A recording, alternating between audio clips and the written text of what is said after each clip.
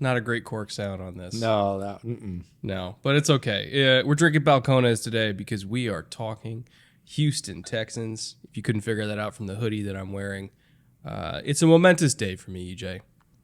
Because for the first time in a long time, I have true hope. You know, it was a rough few years there where I actively did not want to have any emotional investment in the Houston Texans because of the people at the top that were running it. In particular, one person at the top that was running it. But the bad man is gone. And D'Amico is back. Texans legend in his own right. He's here to save the franchise. We got C.J. Stroud. We got Will Anderson. We got a bunch of young players that I'm super excited about, especially DBs. Life is good, EJ. Life is great comparative to how it was for the past few seasons for you as a closeted Texans fan in the past couple of years. But before that, an open Texans fan, which is how you should be. You should get to be you. And now you get to be you under the leadership of a former legendary Texans player who we're both really excited about as a head coaching prospect. The only thing that could have gone better was if they ended up with the first overall pick. But Lovie Smith decided to, switch allegiances last second to the Bears. But it's okay. Yes, it is. I'm still over the moon for C.J. Stroud. They were still super aggressive in the draft. We're going to go over all that today, looking at personnel changes, coaching changes, scheme changes, everything that you need to know about what should be a bounce-back season for the Houston Texans. So, Jay, Autumn, Anthony, roll the intro.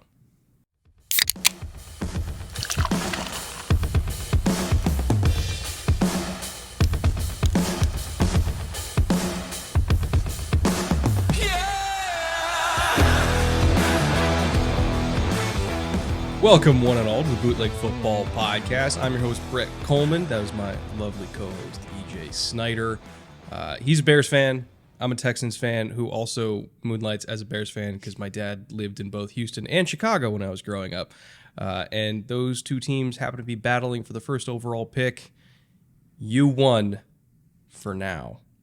We won largely because of former patron saint of Chicago, Lovie Smith, who pulled a heel turn at the last minute and said, oh, yeah, really? I'll give this to them. And, all credit to Lovie. And, I think it worked out for both franchises in the end. We're going to talk about all the ways that the Texans took the picks they had and the picks they sold to mortgage the future in what we both think is a really good way.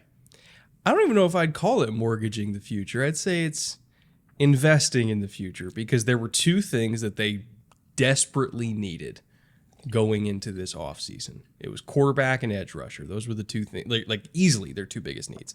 Because they had some young receivers that we like, Mechie, Nico Collins. They brought Bobby Trees in.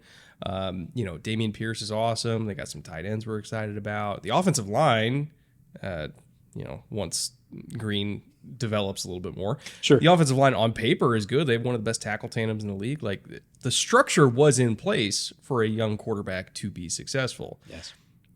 The defense, though, really needed an infusion of edge talent. So throughout the entire pre-draft process, it was, are we going quarterback or are we going Will Anderson? Because we knew going into it that they had a generational grade on Will Anderson.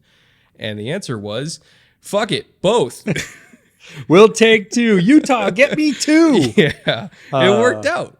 It absolutely worked out for them. It was one of the, I'll just say the funnest moments of the draft where it was like, wait, no, again? What? What are they doing? Oh, they're not gonna. They're gonna. That was so much fun. We had a ton of fun, chronicling that while we were in Kansas City. It was great for you. It was a moment when you got to see, hey, not only do we have the coach, but now we've got talent at both those spots. I don't have to wait, right? It's like opening both of your presents first thing on Christmas morning. So it's a really cool result. It was unexpected, big swing by them, but like you said, the top two needs, and they fill them right away at the top of the draft. As positive as March and April were for this team, or really even going back to when they brought in D'Amico months before that, as positive as this offseason has been, last regular season was the complete opposite. It was dead on arrival It was the lowest point I would say that Texans fans have had maybe in franchise history, because Ooh. we knew, and I know there's some I was going to competitive, say. Yeah. but like even 2013, which was, that was D-Hop's rookie year. I was there at the Chargers game in San Diego and D-Hop's first game, where, Brian Cushing got the pick six, and I was losing my mind. It was like 10 Texans fans in the whole stadium, and I was losing my fucking mind. And they won the first 2 weeks of 2013 and then like lost every other game of the rest of the year. Even that year was better than 2022. And like, again, Texans fans have seen some shit. Yep. But knowing going into last year that there was no hope, like realizing that very quickly in the summer before the season even started, that they had no shot, that this entire year was going to be a lost year, and that Jack Easterby at the time was still in the organization when every single Texans fan wanted him gone. Yep. And to flip that around to now where Jack's gone because Lovey said, get out of here. Thank God for Lovey, by the way. Again, you can argue with him giving up the first pick, but the fact that he got Jack out is like, it makes up for it to me. Because like you still got CJ Stroud, and Stroud's great, right? But just seeing the change in energy from this time last year where everybody knew that it was going to suck, and it sucked, to now where it's like, we got a young quarterback, we got D'Amico, we got a roster that's honestly way underrated. Like, this is not a 3-win roster like last year. Fun team. It's a remarkable change in energy. It's the first time that like I feel like I can wear this hoodie in public. I do wear it in public. I walk around LA in this hoodie all the time, and people give me double takes. They're like, what is a Texans fan? Are you advertising? Yeah. But it's the first time in literal years that I can wear Texans gear and like be okay with it. It feels great. I'm glad for you and for all Texans fans. We are talking about some other teams, not this one in this preview series, that are in that position this year. They are staring down the barrel of what is not necessarily going to be a fun year for their team on the football field. That is not the case for Houston and Houston fans this year, and I'm excited about that because that's not I've stared down more than a few of those myself, and it is not a fun place to be in August when everybody else is hopeful and you're like, I'll see you again next August. Not a great thing, but let's get the bad out of the way, then we can talk about the good. 2022 results, overall record, 3-13-1, rank in the division 4th. This is probably the stake in the heart of last season. Home record, and I don't know if I've ever seen this, 0-7-1. Yeah. Like in front of the home folk, in front of the home fans, quote unquote, defending home turf, you put up a donut. Wasn't great. Not going to sell a lot of season tickets winning 0 games in your home stadium. On the road, better, but again, not great. 3-6. Last 5 games, 2-3. So, like you said, there was a little flicker of hope. Maybe Davis Mills is the guy at the beginning of the year. Within 5-6 weeks, pretty clear that that's not going to be the case and that we're playing for draft pick now. The effectiveness summary reflects that. A lot of low numbers here. And again, if you're new to the series, effectiveness summary is like golf score. Lower numbers better. You want to be number 1. So we break this out using EPA per play as the main stat for rushing offense, passing offense, rush defense, pass defense, and then we go through points scored and points allowed because, hey, that's the bottom line in the NFL after all. We take those 6 stats and we rank them by their league rank, how they compare to their peers. So we'll just tear the Band-Aid off right away. A lot of 30s in here. Rushing offense, 31st. Passing offense, just as good, 31st. Yeah, you're using the term good there a little loosely. Just as equal. Rush defense, 24th. Pass defense, very close, 23rd. So a lot of symmetry on this team, much more so than I think almost any other team we've covered. Points scored, 30th. Points allowed, 27th. So just to recap, so again, shitty. trying to keep this pain to a minimum. 31, 31, 24, 23, 30, and 27. They were, if nothing else, consistent. How did this team win 3 games? It's amazing.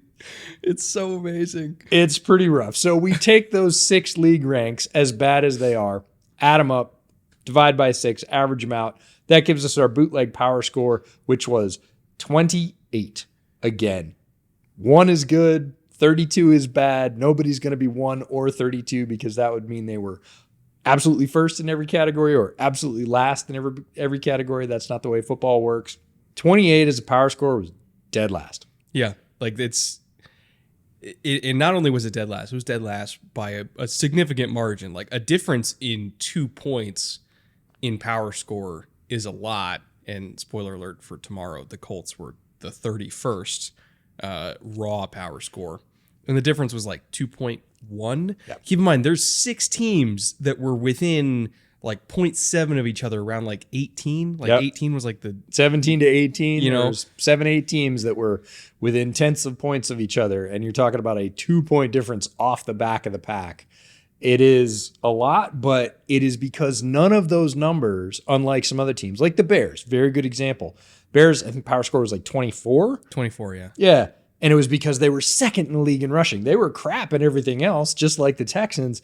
But the Texans didn't have that, oh, we were top 10 in one thing. They weren't top half in anything. Yeah, it was so painfully bad. And there were bright spots on the roster, like Dameon Pierce. Everybody figured out pretty quickly, like, oh, he is him. Stingley had his flashes where we saw the talent that they drafted him for. Petre had the flashes. Booker had some flashes. Laramie Tunsil was still amazing. Howard has proven himself to be a very nice piece at right tackle. There's some guys on the roster that I genuinely think are very good ball players, but it wasn't enough. No. And after this offseason where they brought in some more juice on both sides of the ball, I do feel like the roster's in a much better spot, but it was nowhere close last year. And I think these numbers reflect that. Very hard to string together consistent success when you are having those flashes, but they don't happen at the same time. They don't even happen on the same side of the ball necessarily. There were 1 play per drive last year for the Texans where it was like, oh, Nico Collins made an amazing catch. That was it for the whole drive. Mm-hmm. Like that was the only sort of standout play out of 11 guys running 6 plays, and it was one connection, 1 play, 1 hole that opened, 1 good rush. You can't win in the NFL with that kind of inconsistent production. Flipping over to our scheme stats to give a little bit of context to the EPA numbers. EJ, would you be shocked to know that the Texans under Lovie Smith were first in cover 2 last year by a lot? This is my shocked face. Is it working? It was like comically large. Comically Lovey. Comically Lovey is what that was. So Lovey. And again, that type of system has worked wonders in the past. I have nothing against cover 2. In fact, a lot of the defenses that were really good in the NFL called a lot of cover 2. Even D'Amico called a lot of cover 2 in San Francisco, but it was just funny when you're looking at like all the percentages, and Texans are like number 1 by a mile because of Lovey. They were 25th in cover 3, which is a departure from what D'Amico's defense is going to be. There's going to be more cover 3 involved. They were 5th in cover 1 last year, so it was either we're calling man coverage or we're calling cover 2. They were 21st in quarters, 27th in quarter half, which again makes sense. Lovey's never really leaned into that much. And they were 31st in 2-man, tied for 31st, because they called it 0.0% of the time. They 2-man does not exist in Houston under Lovie Smith. I can't seem to find it in the playbook, sir. That's because it's not there. So it's going to be a significant switch this year. Like cover 2 still will be heavily involved. Sure. But they will mix in more cover 3. They will mix in more quarters. They'll mix in more quarter half. Like it's going to be a more diverse defense in terms of coverages called.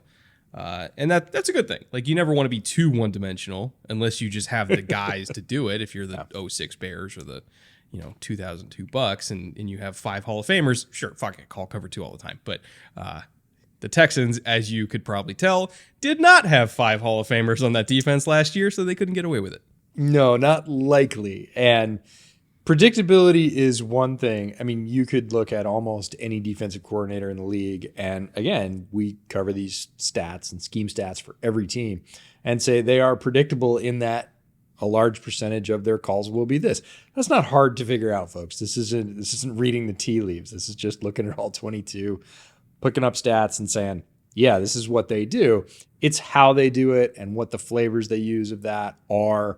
And really that sort of alchemy comes there, right? Yes, the shell is predictable, but when we do it and how we do it. And Lovey, if anything, tended to be more on the vanilla side of that, where you could expect not only what was coming, but when it was coming and kind of how it was coming. By the way, speaking of vanilla, also, would it shock you to know that looking at the blitz rates on third down, Lovie Smith didn't blitz.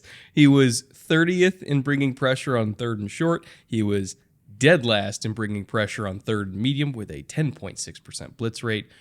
Last week, the Buccaneers were number 1 at 61%, I think it was. So, yeah, a little bit of a difference there. And then third and long, also dead last in blitz rate at about 17%. So Lovie Smith don't blitz. And even if he doesn't have the pass rushers to get home with 4, he still is not going to blitz. And it was tough to watch. You should include a trigger warning before some stats. And that's one of them. I am not sorry not to have to look at that anymore. It was one of the most frustrating things about Lovey and, preceding Fangio coming along. Fangio did it more, but still very little. Neither are big believers in heavy blitz percentages.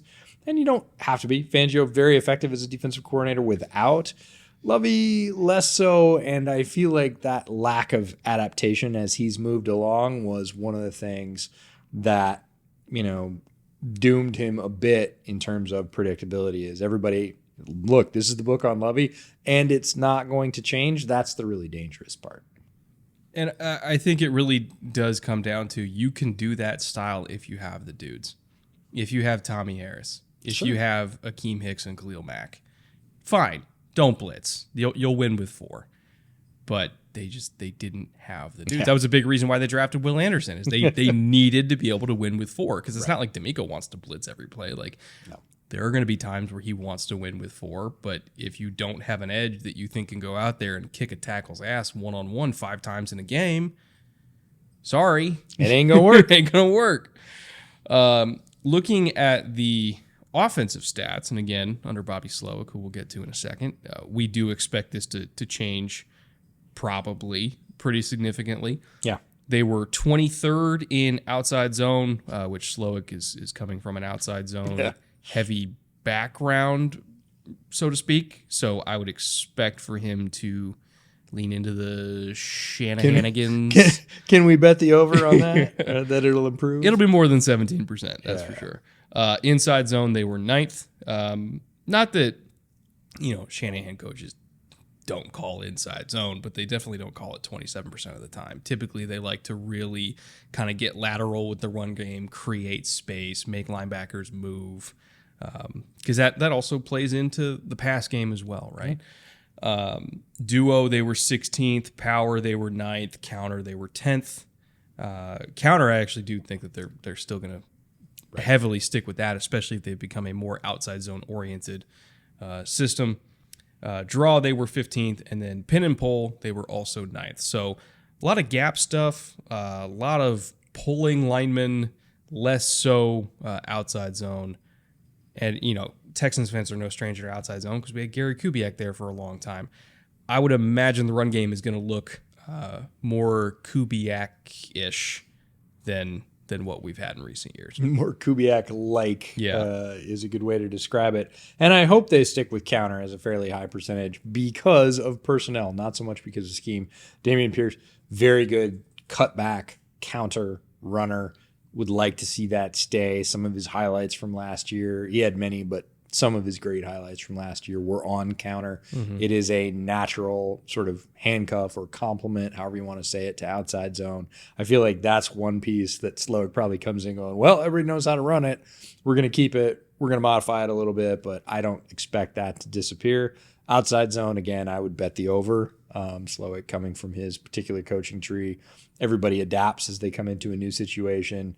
But I think we're going to see more of that. And I think that may actually play to some of the strengths of other players they have on the roster, both blockers and runners. Yeah, like Devin Singletary, I think,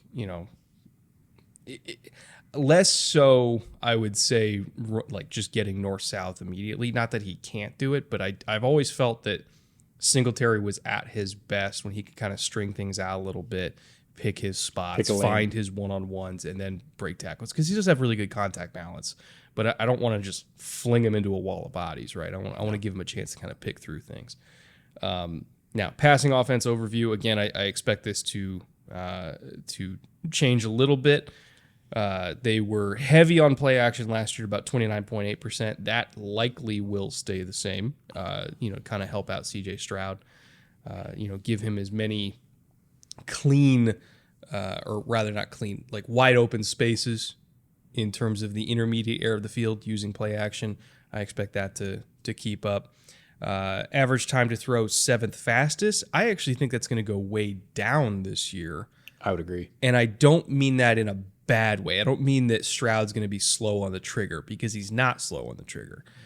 But I would expect that the play action that we're going to see is not going to be the types of play action that we saw in Houston before, where it's like really quick hitters, off just a little fake on inside zone from the gun. It's like, no, we are under center.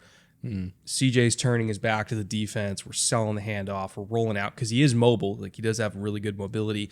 We're getting him out there where he can like take time and then try to launch a bomb down the field. So the average time to throw probably will be significantly slower, but again, not in a bad way. Air yards percentage, they were 18th. That's probably going to go up because CJ Stroud has a great arm and a great deep ball. I think they will make use of that, especially to Collins. Average depth of target, they were 15th at 8.9. I also expect that to go up for the same reason. Big time throw percentage, 23rd. That's going to go up because CJ Stroud, again, throws freaking dimes deep down the field. And yards per attempt, 6.8, 25th. Because of all the other stats going up, that's going to go up too. The point I'm trying to make here is that CJ Stroud has a hell of a lot better time throwing further than 15 yards past the line of scrimmage than Davis Mills ever did. He's just a straight up better quarterback. He's more accurate. He has a better arm. He's a better decision maker. He's just better. Average time to throw, I'm with you, is going to go down for multiple reasons. Some of them good, some of them bad, but I don't mean bad in terms of bad the player they picked. I mean bad in terms of it's natural. He's a rookie playing quarterback in the NFL. He's going to get confused by some things. He does have a tendency to want to read through a play. He can be slower to pull the trigger than some of the other quarterbacks. And that's not necessarily a bad thing. That can keep you out of bad decisions, just like it can keep you from making good ones early in the play. It's learning when to let those things off the chain in terms of what our friend JT O'Sullivan likes to call big A anticipation, right? Yeah. It's very easy for younger quarterbacks to have little a anticipation, which is just a tick quicker than see it throw it. You're definitely dancing around the Will Levis reference here of Levis would get it out quick, but he would get himself into trouble quick by doing that. It's not just Levis. There are a lot of quarterbacks who will a lot of one-read quarterbacks. And CJ Stroud is definitely not a one-read quarterback. There's plenty of tape to back that up. If there was a knock on him coming out, because there are so many superlatives about him. He's got very good size. He has a great arm. He has great deep ball accuracy. I think some of the best accuracy in the class in terms of where he puts the ball for his receivers. It's gorgeous. There's stuff down the field that other guys in this class just did not do consistently, and he did consistently, very consistently, I'll put it that way. But there are times where he will hold it, whether he's waiting for something to develop or he is going to his second or third or fourth read, he will hold it. a little longer than he should. And we all know that there's jump in speed between even the top levels of college and pros. Everybody says it.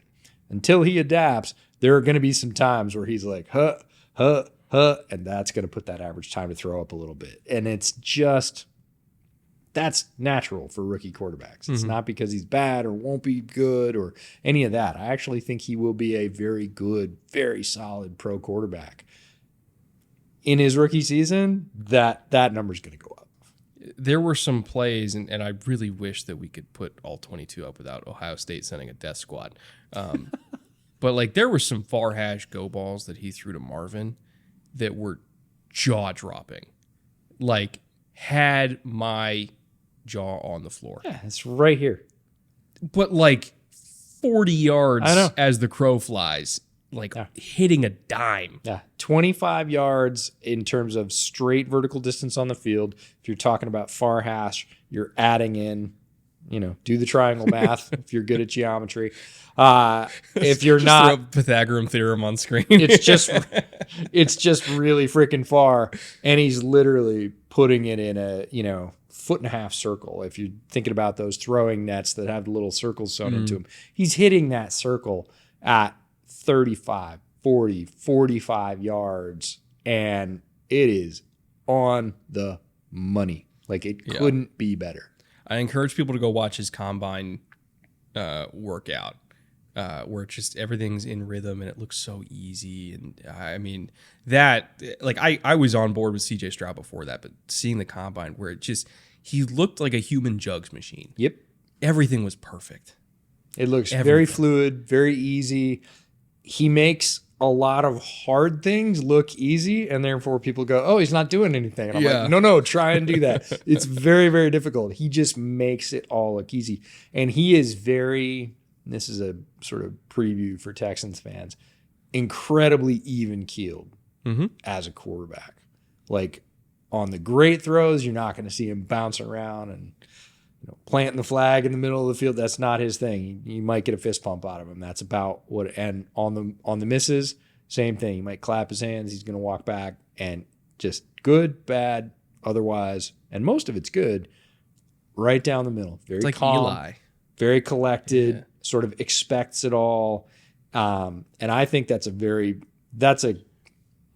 just a quality that's going to serve him very well in what will be an up and down rookie season, because they are all up and down rookie seasons. Let's get to the coaching structure that is charged with developing CJ Stroud and ensuring that his career hopefully goes as well as we think it can go. Yeah. Nick Caserio has been there for a few years, and I think he's overall been a very good drafter. I think there's some roster management things that I've had some disagreements with. But overall, as a drafter, I've really liked the work that he's done. And the coaching staff that has been assembled under D'Amico, I think is also exceptional. So as far as, the guys who have the keys to the building, I'm more confident in this group than I've been confident in a Texans power structure since probably like the O'Brien years before he was GM. before Bill O'Brien the GM sunk Bill O'Brien the coach. Well, because Bill O'Brien the coach is a good coach, and absolutely, I have maintained that from the beginning. And I also think that Bill O'Brien is a good person. Like, my problems with O'Brien were never about him as a man. I think he's a great man. I think he's a good football coach. Yes. But holy shit, he was a bad GM. Yeah, legendarily bad GM and sort of the right hand robbing from the left. But Nick Caserio is really interesting because he came over from the Patriots. That was a move that was linked, I guess, is the nicest and softest way to say that. It was a saga. To Easterby. So it's very hard for me, at least, to sort of consider Nick Caserio outside of Easterby, because I actually never thought those two would exist in a vacuum, that there would be a Nick Caserio without an Easterby. Now that Easterby's gone, and you can sort of look back just even at the last 2 years of Caserio's moves, free agency and the draft, but the draft especially, that's really strong work. Mm-hmm. Last year, Texans were one of our top 3 favorite classes in the overall draft. this year, fighting for that honor again, didn't quite make it, but we're certainly in consideration without question. So Caserio without Easterby is a really interesting sort of like, hey, the future is open. Like the road's wide open ahead. Let's floor it. And he has so far. Bringing in D'Amico is really a masterstroke, right? D'Amico has history with the Texans. He was the most, I think, valued head coaching candidate on the market. Mm-hmm. They land him for multiple reasons. You can't really do better than that if you're going for a first-time head coach. So tremendous. Like we could end right there. You drafted really well and you got D'Amico and like walk away. You're good. But they didn't. Obviously, D'Amico brings in his staff. Bobby Slowick, you and I were talking about this pre-podcast, wouldn't have brought him in if he didn't strongly believe that he was going to continue the success that he's had as a position coach and a sort of analyst as he moves to the coordinator level. And I think there is enough of that offensive success around the league from that system replicated. There are a lot of good examples of that working and being able to assemble players that work within that I feel pretty confident about Slowick.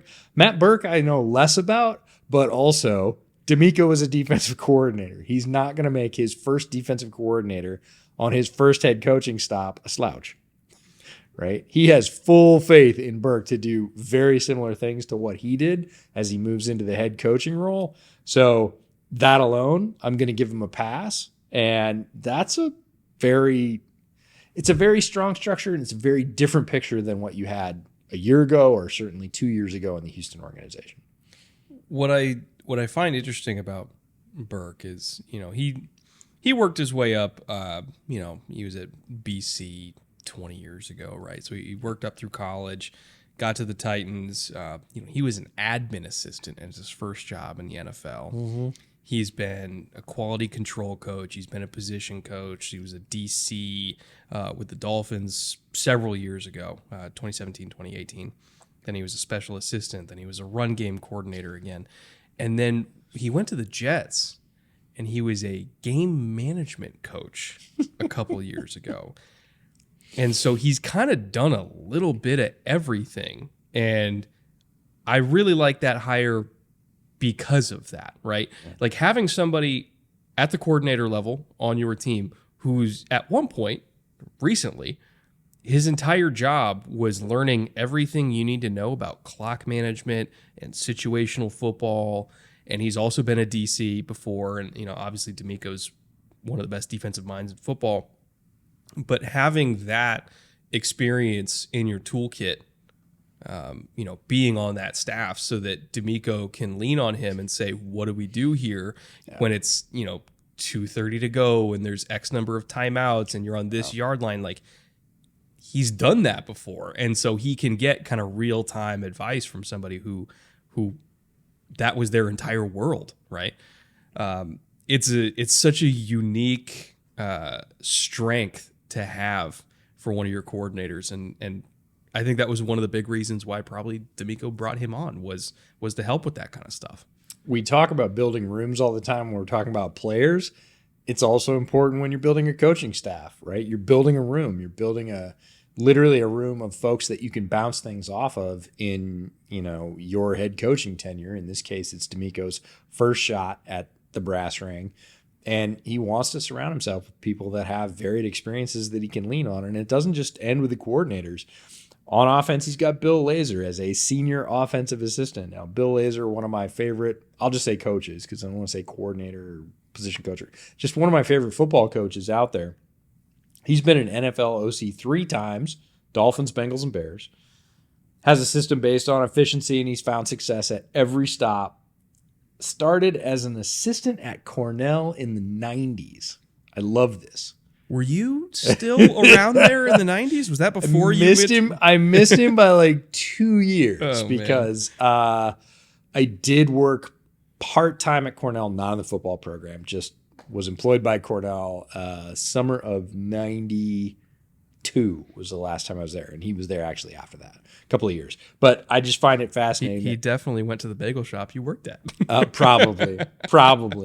But then he went to the University of Buffalo before landing with the Falcons and starting his NFL journey. But every place that Bill Lazor has had a significant role in the offense, we've seen really good success. It was Andy Dalton's best years with the Bengals. It was a 3-game stretch with the Bears where Matt Nagy went, somebody else has to call plays, and the Bears put up 30 straight points in 3 straight weeks for the first time in like 5 years. And then Nagy was like, I'll take that back. And then they went back to being mediocre. Like, Bill Lazor knows how to coach, especially offensive football. Another, tremendous person to lean on in this staff that has a, very generic title, senior offensive assistant, like for Bobby Slowick and the rest of the offensive coaches to go, Bill, what do you do when this happens? Or we saw this last week. How do you fix that? He can just sort of sit in the background, and he seems comfortable doing that at this point in his career. So a tremendous addition. Shane Day is a senior offensive assistant, 15 seasons coaching in the NFL. Most recently was the passing game coordinator, QB coach for the Chargers. Also spent 2 years in San Francisco coaching, so hence his ties to this particular staff, as well as stops with the Bears, Commanders, and Dolphins. Gerard Johnson is the QB coach. I love this one.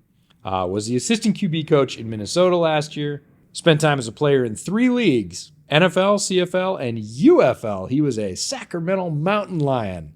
Love that. Where he was the number 1 overall pick in their 2011 draft.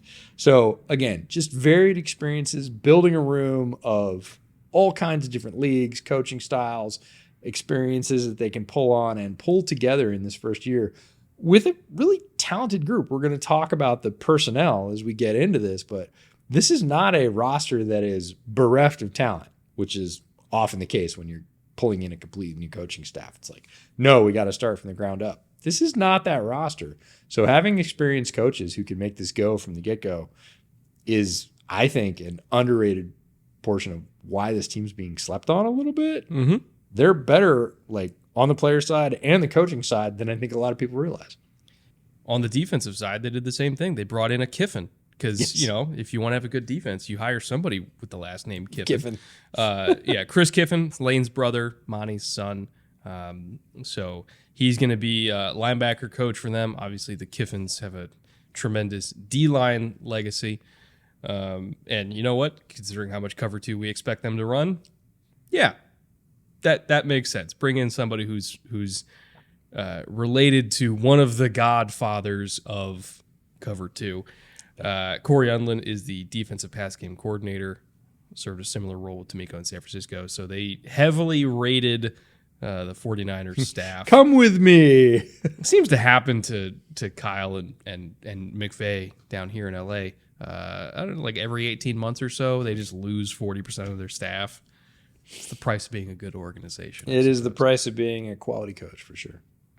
Now, all of that information in mind, the scheme stuff that we laid out, our expectations for how those schemes are going to change, the notes that we had about C.J. Stroud, the coaching staff that's going to be leading C.J. Stroud.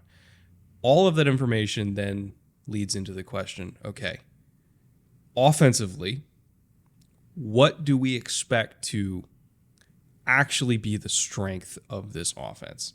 Because we like C.J. Stroud as a quarterback. We love Dameon Pierce as a running back. Dalton Schultz as a signing at tight end was like one of the most underrated free agent signings anywhere in the league.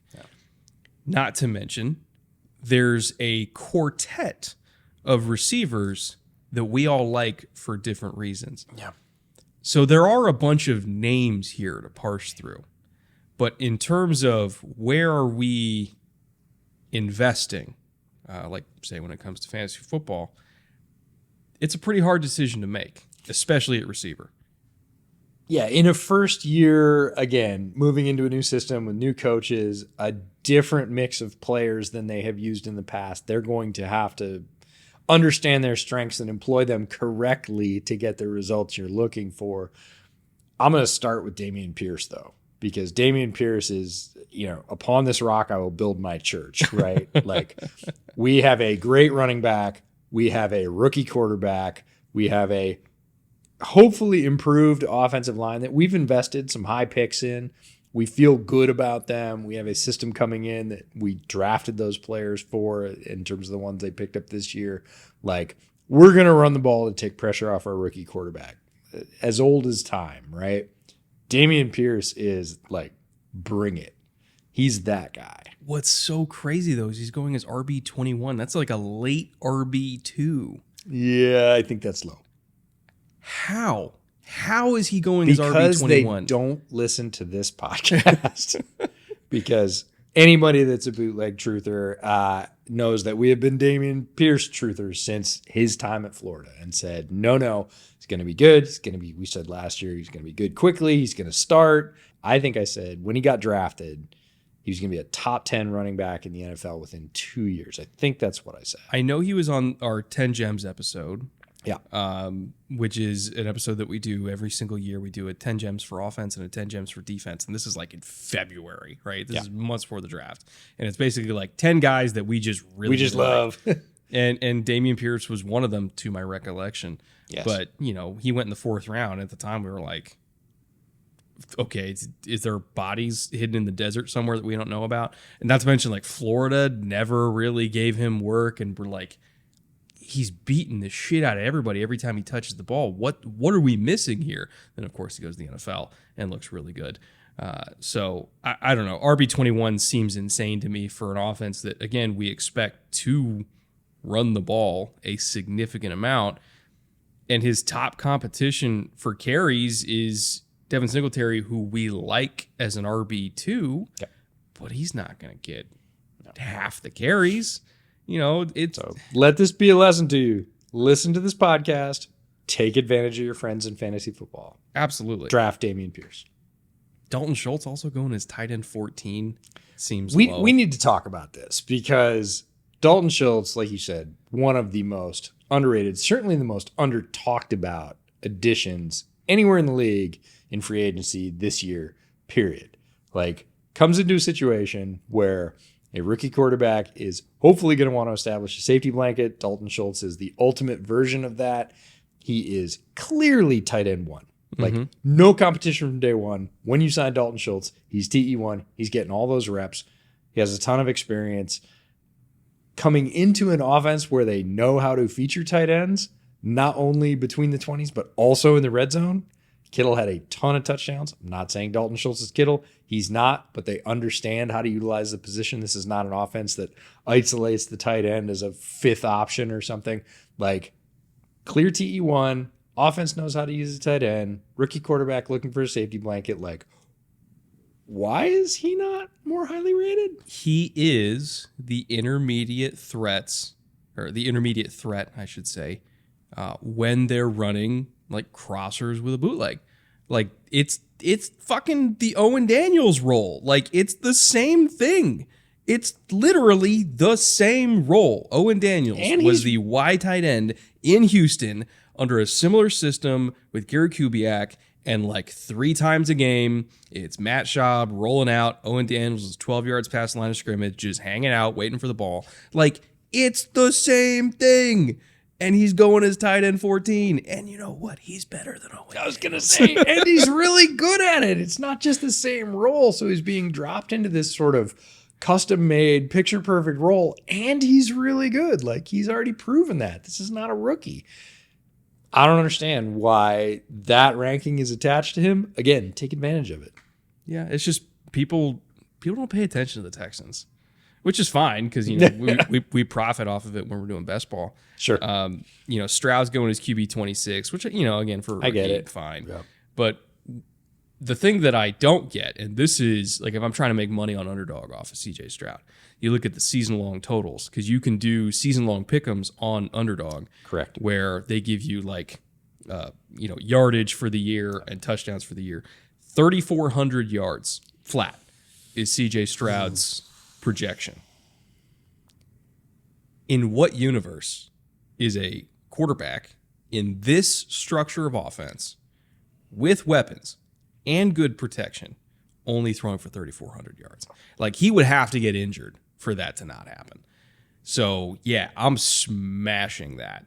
3,400. Get out of here. Come on now. I think it's tighter than you may think, but I'm still on the plus side of that.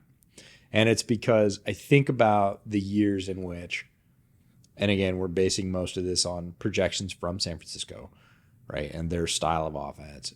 There's times when they've leaned extremely heavily into the run game and quote unquote taken the ball out of the hands of their quarterback more than other franchises and devalued Taking the out of passing game. Jimmy's hands more than other franchises. I'm not saying the same quarterbacks, but I'm saying we've seen that trend before when this offense encounters difficulty.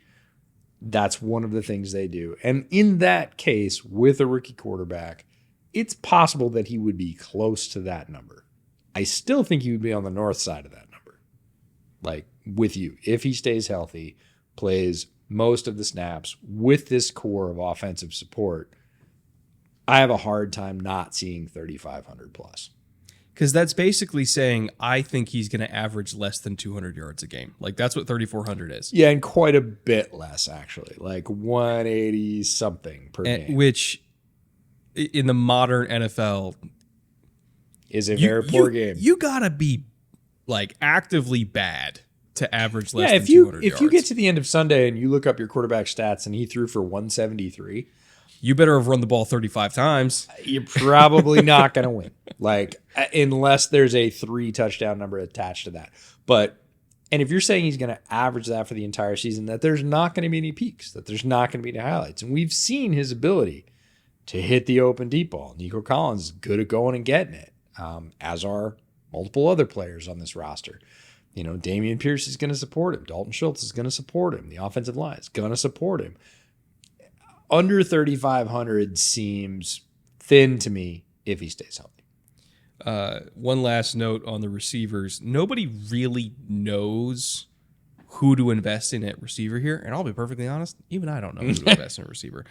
Like Nico Collins is their top rated receiver in terms of ADP is at wide receiver 60, which is way down there. John Mechie's at wide receiver 76, Robert Woods at 86, Tank Dell wide receiver 94. These numbers will get sorted out in camp. They will get sorted out in preseason. I don't want to give an opinion on it right now because, quite frankly, I'm not entirely sure who is going to be in the top 3 when they're in 11 personnel. Like, I would love to assume that Robert Woods is going to be one of those top 3 because of the value that he brings as a running threat, as a blocker, tough over the middle, all that kind of stuff. But, like, John Mechie does a lot of the same stuff that Robert Woods does, and if he's all the way back and he's younger, like maybe he's cutting significantly into Bobby Tree's snaps. Nico Collins plays an entirely different role as like an outside receiver, and then Tank Dell, I have to assume is going to be in competition for like the Z spot for them, but again, I don't know how to parse out this receiving core yet. I think it's talented enough. Mm-hmm. I just don't know who's playing what role. Yeah. Do you know what a WAG is? No. Wild ass guess. Are you going to take a wild ass guess about I'm going this? to coin a term. A WAB. A wild ass bet.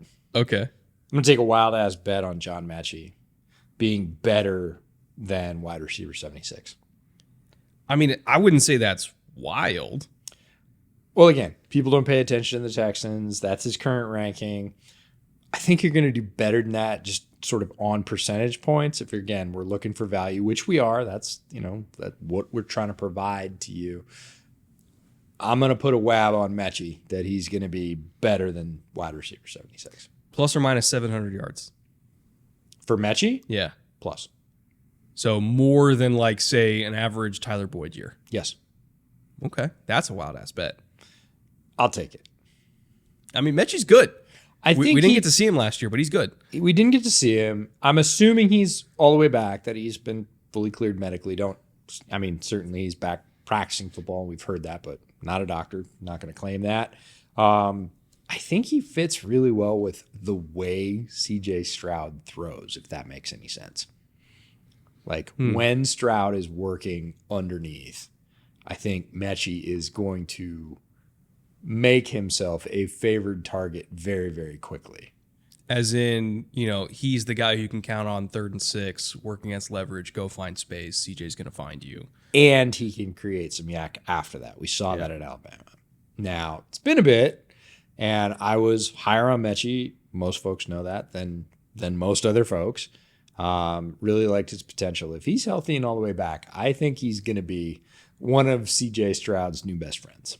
Well, if we gave you any ideas for how best to exploit people's lack of interest in the Texans for your own fantasy football team, you can, of course, use our promo code Bootleg over Underdog Fantasy. They will match your deposit up to $100. So whatever you put in up to that 100, they will double it for you. You can use it on anything on the platform. So if you want to do Best Ball Mania, where maybe go for that $15 million that they've got in the prize pool, or if you're doing season-long pick'ems, like we mentioned, with CJ Stroud at 3,400, egregiously, or if you're doing in-season pick'ems, you can fill them out every single week on game days, and make watching Buccaneers games a little bit more bearable.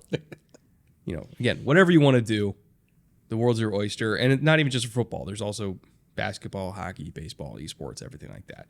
So again, promo code Bootleg over Underdog Fantasy. They are the wind beneath our wings. They make this entire show possible. We are eternally grateful for their support. And every time you support them, it supports us. It helps us literally to make this show. Yeah. All right. With that, EJ, let's get to free agency. Again, one of my, or rather I should say, one of the things that most impressed me with Caserio this offseason was how he handled free agency and just kind of the March roster churn in general. Because, again, there were a lot of moves made on this roster, but overall I do feel like they got a lot better when taking their losses in summation with their gains.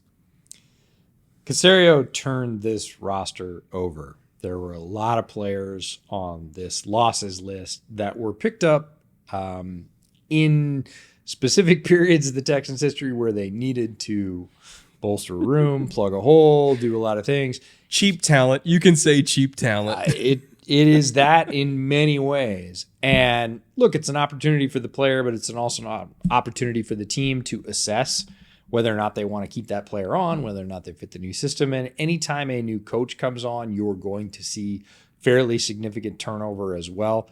This was a perfect storm of both. A lot of those short contracts coming due and a new coaching staff that wasn't necessarily interested in the same skill set. Lots and lots and lots of turnover. We're not going to hit it all. In terms of significant turnover, AJ Cann, the right guard, played 94% of their snaps. Rasheem Green, the edge, only played 50% of their snaps. But again, for a team looking for pass rush, if they're going to lose somebody, they're going to have to replace him. Ogbonnia Okoronkwo, this was the one, went to the Browns, only played 44% of their snaps, signed for $6 million, good rotational rusher. If any of them hurt in terms of losing on the defensive line, this is probably the one I'd mark. Brandon Cooks, the eternal Brandon Cooks. Traded again. How many times has he played for a different team? He's played for how many different teams? Well, in specifics, like how many times has he been traded? And how many times has he been traded for a first-round pick? Like 3? I think it was 3 first round. This one obviously wasn't for a first-round pick, but I think this is like his 4th time getting traded. Yeah. Super impressive receiver. One of those people that always, you can sign him up for 1,000 yards and just pretty much book it.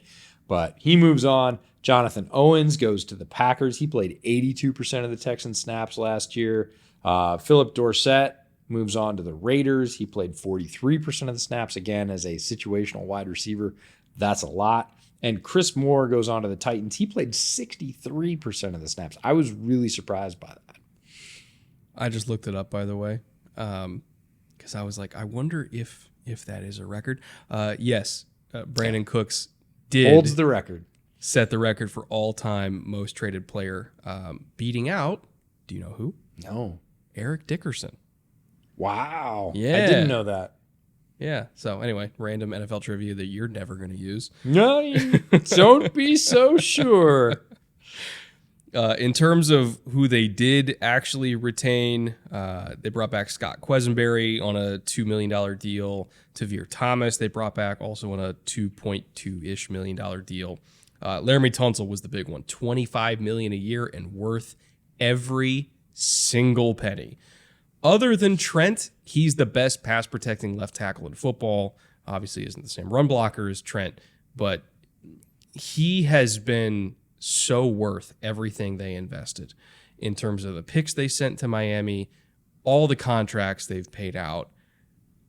It is so hard to find a left tackle as consistent as him, and he's still only 29. Like, there's a lot of good years left. $25 million's a bargain. I don't care what anybody says. Yeah, Laramie Tunsil is the name in lights on this particular list. Tavir Thomas is the one I want to talk about. 2.2 is ridiculous for a player of his talent. Mm-hmm. Like, he is a guy we brought up last year as an underrated talent at the nickel spot. Doesn't have the consistency yet that I think you'd want to be able to invest even bigger dollars in, but his highs are extremely high at that position. And if I'm just sort of drumming my knees, ridiculously excited for players that could blossom under the new defensive system, like put a bookmark on Tavir Thomas. Texans are one of those teams that has like 5 guys that can play nickel. There's only one nickel spot, but pretty much their entire secondary, if you wanted them to, could play nickel, and he's one of them. In terms of third-party additions, again, deep breaths, folks. A lot. It's so much roster churn. I really want to emphasize how different this team looks. So they brought in Hassan Ridgeway for $3.2 million from the 49ers. Go figure. Jimmy Ward also brought in from the 49ers to, I guess, help with install, in addition to the fact that Jimmy Ward's a good player, but in terms of somebody that all these young DBs can go to ask questions where it's like, hey, how do we handle so-and-so? What does he really want? Yeah, it's like, what are the rules for how we handle 3x1 from this? Like, Jimmy's going to be able to help with that. Devin Singletary, as I mentioned, brought in for under $3 million to be the RB2. Case Keenum, back in Houston again for a $3 million deal. Shaq Mason, they brought in for 11.6. Well, technically it's a trade, but he's gonna cost them 11.6. Dalton Schultz for $6.2 million was a steal for a player of his caliber.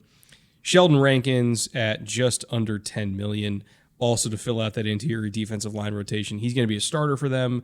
Probably play, I would imagine, 40 to 50% of the snaps, just for how we know D'Amico sends guys in waves. Robert Woods, as we mentioned, brought in for $7.6 million. And then Denzel Perryman, the ageless Denzel Perryman, at 31, still going strong.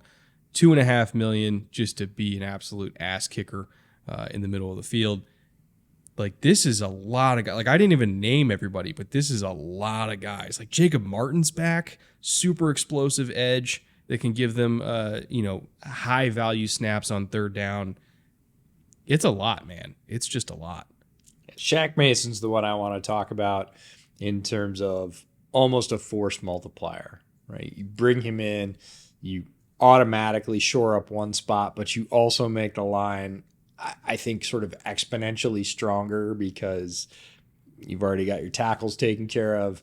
You know, you draft a center who we're going to talk about, who you really believe in, but you surround him now with a couple of guards, including Shaq Mason, who's played at a very high level throughout his NFL career, and it just makes that entire 5 that much better. I thought that was a really sort of savvy move. Don't know why he was available again, but I really do feel like offensive lines are as strong as their weakest link, and you make what was one of the weaker links in this particular line that much stronger. It just helps everybody around him. Their starting 5 all the way across is Laramie Tunsil, top 3 overall left tackle in the league. Kenyon Green, a young left guard with a lot of promise. You got Juice Scruggs, a center prospect that we're big fans of. Shaq Mason, solid right guard. Titus Howard, solid right tackle. The best offensive lines in the league are the ones that don't have one guy you can pick on.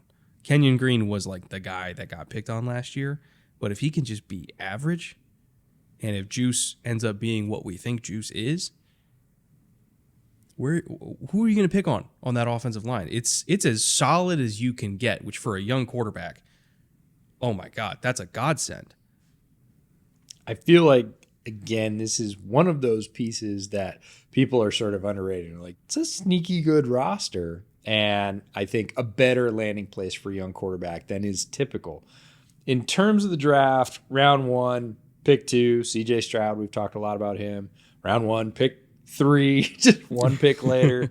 They come back up. They get Will Anderson out of Alabama, who is an incredible player. We haven't really talked a lot about him, but I think he's going to be very good quickly because he's not a one-trick pony in any way. He's gotten better. He got better every year that he was at Alabama, even though some of the more flashy production numbers weren't as high. His sort of overall game rounded out. His pressure numbers were extremely high, which is, if you listen to this podcast, more meaningful than sacks.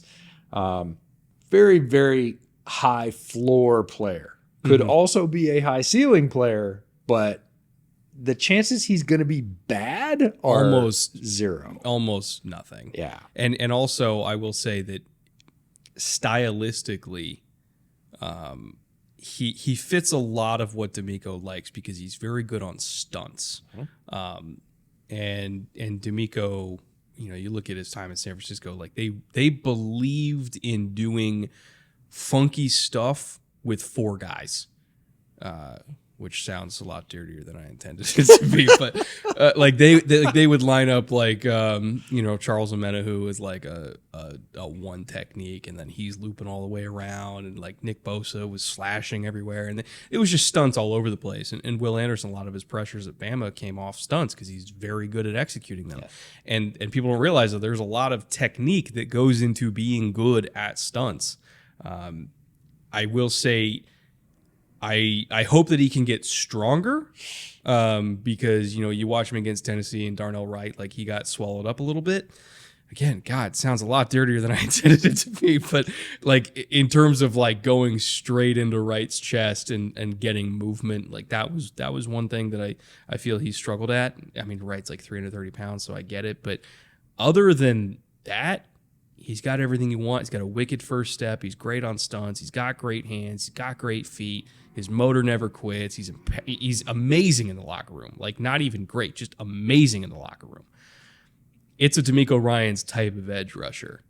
He's not Nick Bosa, but he's a hell of a lot better than everybody else that the Texans had. One of the reasons, or many of the reasons, they felt comfortable giving assets up to come get him. Not just because they needed to fill somebody in at the position, but they could look at who he was as a player and say, we're comfortable with the player, we're comfortable with the improvement, we're comfortable with the person. It's okay. We can spend the picks and get this now. Round 2, pick 62. This is both sort of surprise and joy for you and I. Center Juice Scruggs out of Penn State. Now, full disclosure, we interviewed Juice at this year's Shrine Bowl. You can go look at that interview on this channel. We both came away kind of smitten with him as a player. We both were like, man, he's going to be a center. He's going to start sometime in his career in the NFL. We didn't know it's week 1. We both predicted like a late 3rd at best, but probably early to mid 4th round range. We thought that was completely appropriate. He gets picked in the 2nd. Mm-hmm. We're both like, okay, so they liked him even more than we did. And we thought we were, true defenders of the Juice Scrugg, draft legacy. He's going to start for them. I sort of couldn't be more excited, and I hope he's as good as they think he is, because man, is he a really cool guy to sit down and get to know and listen to how his head works about being an offensive lineman, about playing center, which is a different spot than anything else. We're big fans of his, but even we weren't this big of fans of his. I will say, from a system fit perspective, it's perfect because he was one of the best zone centers in this class in terms of quickness, first step, agility, balance, everything like that. Like being able to reach a one technique by yourself and not lose front side. Like that is huge for this type of run game. And honestly, them picking him in the second round was what convinced me that they're going to be running a lot of outside zone, because you don't pick Juice in the second round unless you're running a shitload of outside zone. Other than John Michael Schmitz, he was arguably the best outside zone center in this class.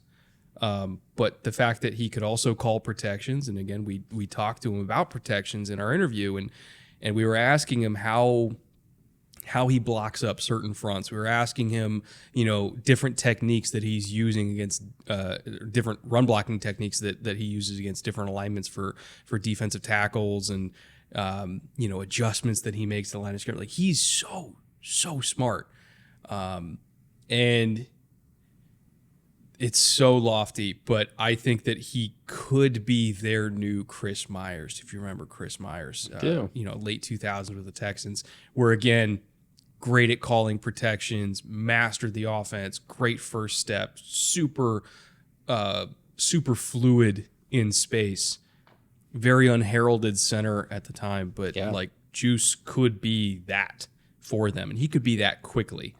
So I don't think that they would have taken him in the second round unless they were fully confident that their system was a perfect fit for them, and I tend to agree with that. Felt like a defining move at the time, sort of stick in the ground, we're going to do this. Couldn't be happier for Juice. Really excited to see how he does in the pros. Round 3, pick 69, just 7 picks later, come back and get Nathaniel Tank Dell out of Houston. Wildly undersized receiver who is also wildly explosive, and a much more complete receiver than just the small, fast guy. Great routes, great hands, understands leverage, is obviously tough as hell at his size. I got an appreciation for his game when I went back and really studied the tape as opposed to just the highlights as to how complete he is, and really came away with the only limitation for him being, look, he just ain't that big. Mm-hmm. Well, it's what, 166? It's like 165, 166 pounds, but so explosive, ridiculously hard to get your hands on. Also a small target to hit. We've seen that before with, short running backs who can make themselves skinny getting through a hole, all that kind of thing. Tank Dell, just very, very difficult to keep up with because he is so quick, has great releases, and really understands the receiver position and is deadly in the red zone. Yeah, I mean, one of the most productive red zone receivers that we've ever seen. Like it kind of is fascinating because you look at a 166-pound receiver and you're like, how is he good in the red zone? Well, there's more ways to score than fades, and if you can separate quickly in small areas, you're going to get the ball inside the 20-yard line, and that's what he does. He is a separator. My concern with him was never about route running. It was never about release package. It was never about speed. It was never about hands, because you look at his Senior Bowl tape and he was smoking everybody. Yeah. Like he was by far the most impressive receiver at the Senior Bowl. My only concern was, if he's going over the middle, can he survive getting hit? And if he just puts on like 10 pounds and gets up to Devonta Smith weight, or Jalen Waddle weight. Or Jalen Waddle weight. Yeah, it's like mid-170s, I think is what he was at last year. I'm good with it. And who knows, maybe he's already well on his way to doing that, but he's got to get at least to that, or I would have like serious concerns about their ability. Round 4, pick 109, they come back, get edge Dylan Horton out of TCU. Just an ass kicker, has some Ryan Kerrigan to his game. Ooh, good pull. Just likes to beat people up, isn't super bendy, but he's super tough, understands leg leverage, really strong, plays with that kind of consistent push off the edge, is an edge setter. I certainly see his role in this defense. Round 5, pick 167, linebacker Henry To'oTo'o from Alabama. Like him, super smart, and I think this was a D'Amico pull. Yeah, well, I mean, from one Alabama linebacker to the other. I think this was a D'Amico pull. Like, I can work with him, like specifically him, his skill set, his brain. Sure, he talked to him one-on-one and said, I can mold him. He fits in his defense. We're down to round 5. We're taking him. He's mine. Round 6, pick 201, center Jarrett Patterson out of Notre Dame. Guy that was on a lot of preseason lists for, possible All-American status, this, that, the other. Faded a bit down the stretch. Not, I think, through any bad thing that he did. Other people got a little bit more shine. He didn't test particularly well. Solid is the word I would use. And I love your Chris Myers pull for Juice, but I would use it for Patterson as well in terms of a unheralded center, technically proficient, not necessarily overwhelming in speed or power, but in the right place at the right time, understands the role. I think it'd be a very good, I think he's going to be a backup inside lineman for them, not just specifically a center. And I think he'll be good at that. Other pick in round 6, 4 picks later, 205, Xavier Hutchinson from Iowa State. Whew. Okay, I'm going to let you talk about Xavier Hutchinson because I was lower on him. I actually thought this was appropriate value. I became obsessed with Xavier Hutchinson early in the process. Like going into the Senior Bowl, I was like, "Oh, I'm all about that." Like he was the guy that I was most excited about during Senior Bowl week or going into Senior Bowl week. And obviously Tank Dell stole the show, but like if you watch Xavier Hutchinson on film, it's just smooth. And he has size, but he's not the biggest guy. He has quickness, but he's not the quickest guy. He has some deep speed, but he's not the fastest guy. But he catches everything, like absolutely everything, and he's so smooth, and he's a great route runner. I understand why he went in the 6th round, because from a physical, like numbers perspective, there's nothing that really stands out that you can bank on, like from traits wise. But it's purely a film grade gut feeling type of player, because you watch him play football and you're like, God, that's a good football player. And he's going to make the roster this year. And I think that this is not a pick for 2023. It's a pick for 2024, because they have a bunch of other guys that we've already talked about. Like Tank Dell is super explosive. Robert Woods is the veteran there. John Mechie was a highly drafted player that is very talented in his own right. You still got Nico Collins, who is extremely talented as an outside receiver. So Xavier's going to be wide receiver 5 at best, but he's going to be there. Like, he's too good for them to even risk putting on the practice squad to me. I love that pick, and eventually he will get his shot, and I think he's going to pay it off. Cool. I know. I'm the only Xavier Hutchinson truther out there, but believe me, he's good. All right. I'll believe you. Round 7, they finish off strong in the draft. Pick 248, safety Brandon Hill out of Pittsburgh. Hitter, attitude player, special teams guy. This is another, feels like another D'Amico pick to me, that I'm picking this guy because he fits our system.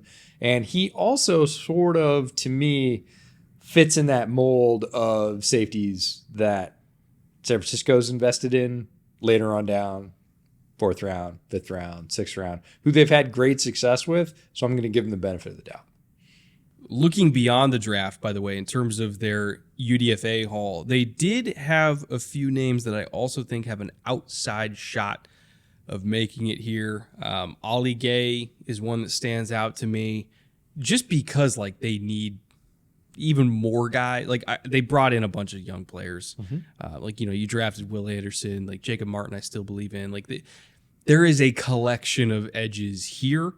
I still think that Ollie Gay has a shot to make it in this group. There's not a lot of groups around the NFL that I think Ollie Gay would make the roster. This is one that there's a chance.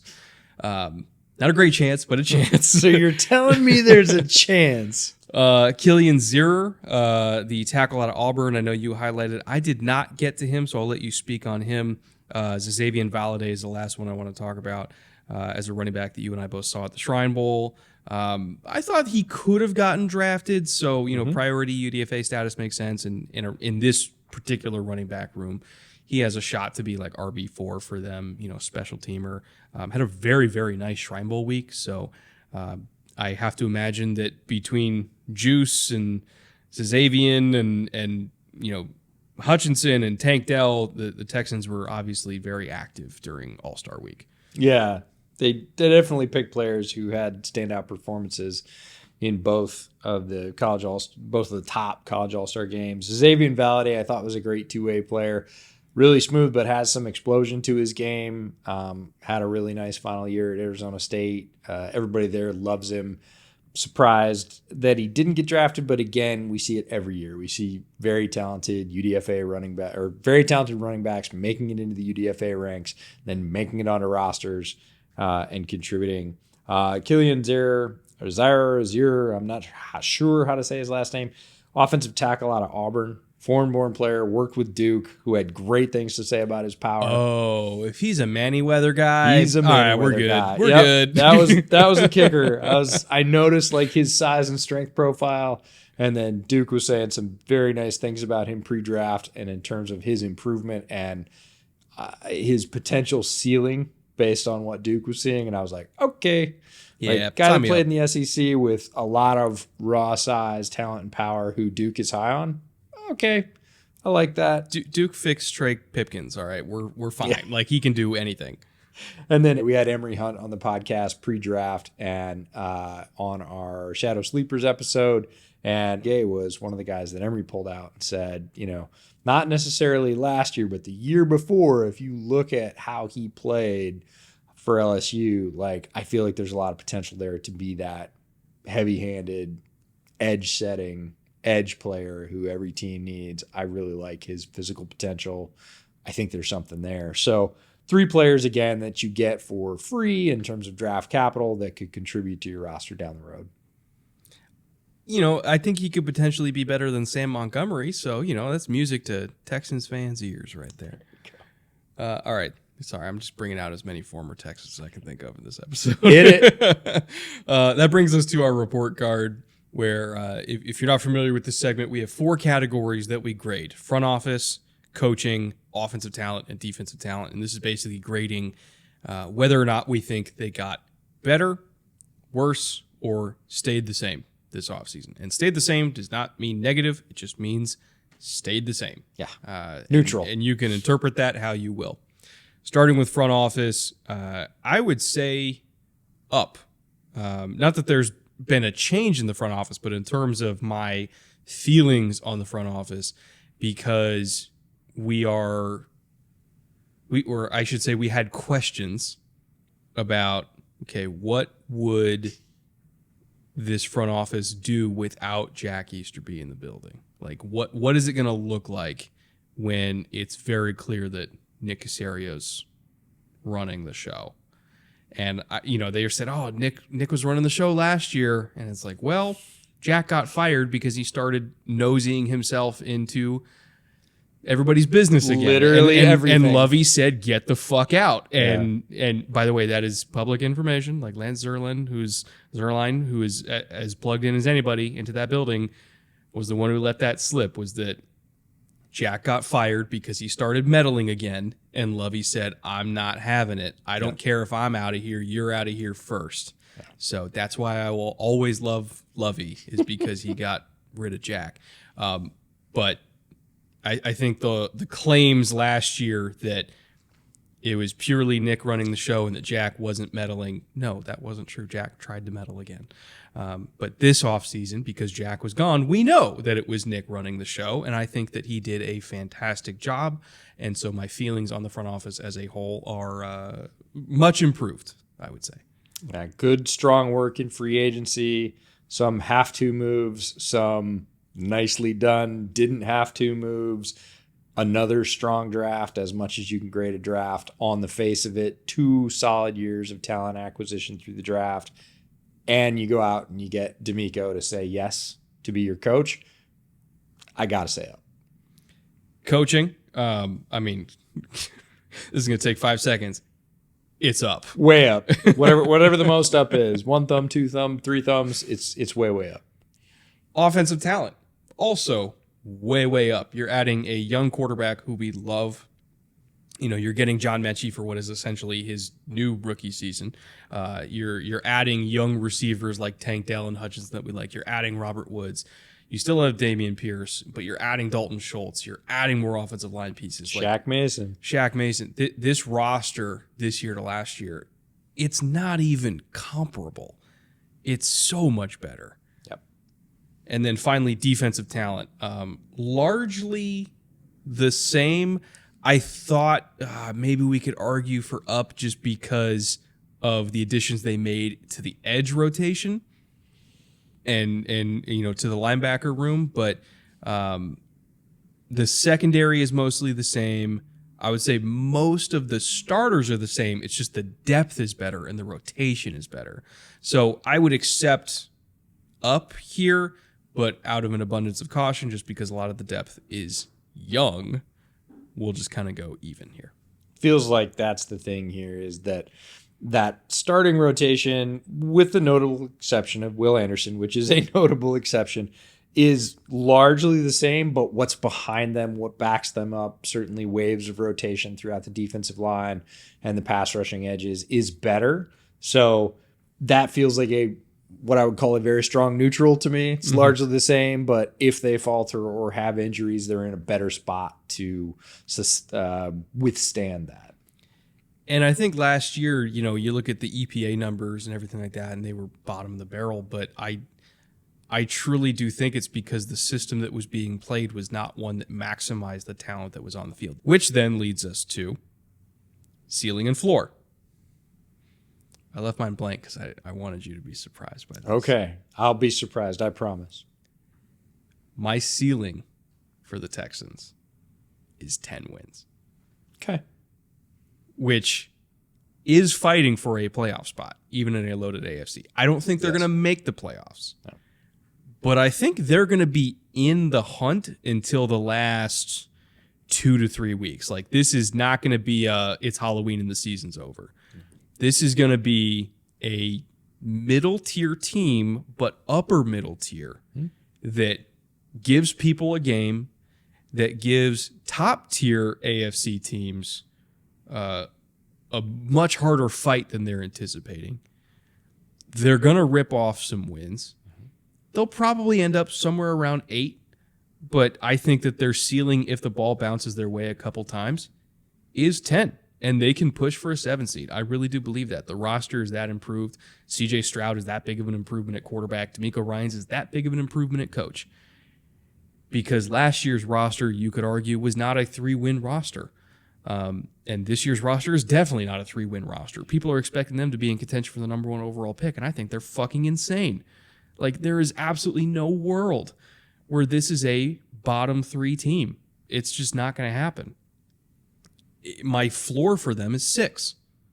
Because, again, I think that they're going to be in the middle of the pack. And if they sustain a bunch of injuries, they'll be in the lower middle of the pack. But I would be stunned, like simply stunned, if this team won less than 6 games. There are too many good players on this roster, and Stroud is too good of a young quarterback prospect, and D'Amico is too good of a coach for this team to be objectively bad. I just don't see it. Well, we're really close in that case. My ceiling is 9, and it's the same reason. That's an over 500 team with a rookie quarterback. I know that's fairly lofty. Does that put them in contention for a playoff spot? It keeps them in it towards the end of the year. Again, they're not going to be objectively bad, and I would be most shocked if this team quit anywhere down the stretch with D'Amico leading the show. That would be the most shocking result from the entire season. So overall, again, ceiling over 500 with a rookie quarterback in a tough division, an improved division, I think 9 wins is pretty reasonable. Say that last part again. An improved division? That the AFC South is tough. People think the AFC South is a cakewalk. It's not. If you watch the rest of the episodes this week, you're going to realize it is not a cakewalk. There's some fucking killers in this division. Not the way it used to be. But I still think, again, like you do, that the roster is really talented. The coaching staff has improved. The handshake between that roster and the coaching staff is going to be better than it was last year, putting people in a better position to succeed. That's the name of the game. That's how you earn wins in the NFL. I think 9 wins is a good ceiling, and my floor is the same at 6. It's a good team. It's a good team. 2023 is a transition year. 2024 is the prize. Like, that's where we're expecting the gas to get turned on. But for the first time in a long time, if I see Texans are playing the Bills this Sunday. All right. Let's see what the spread is. 16 points. Yeah, they'll lose by more than 16. I don't feel that. I'll honestly be like, oh yeah, that's going to be a game till the fourth quarter. Wouldn't doubt it. It's going to be a fun division to watch. Watch the rest of the episodes this week in our summary episode on Friday. If we have inspired you as a Texans fan and you like Brett's hoodie, it's from Homage, our clothing partner. Check them out at homage.com. Some of the softest hoodies and t-shirts you will ever find. Use the link down in the description. Anything you buy to spruce up your gear closet or gear drawer, as I have, supports the podcast directly. So great stuff. It's also very soft, very comfortable. The best stuff. Again, if you're another AFC South fan and you were just popping in to hear us talk trash about the Texans and you were disappointed that we're very optimistic about them, stick around for the rest of the week because we're talking Colts tomorrow, and I have very high expectations for them, probably higher expectations than most people do. Then we're talking Titans the day after that, and then Jacksonville. Jacksonville's good, folks. And then we're wrapping up the AFC South the day after that on Friday, picking a division winner, which is a very tough decision. Picking rookies of the year, offensive defense player of the year. So, we are celebrating the AFC South this week. Hope you'll join us for the rest of these days. And, till tomorrow. Later.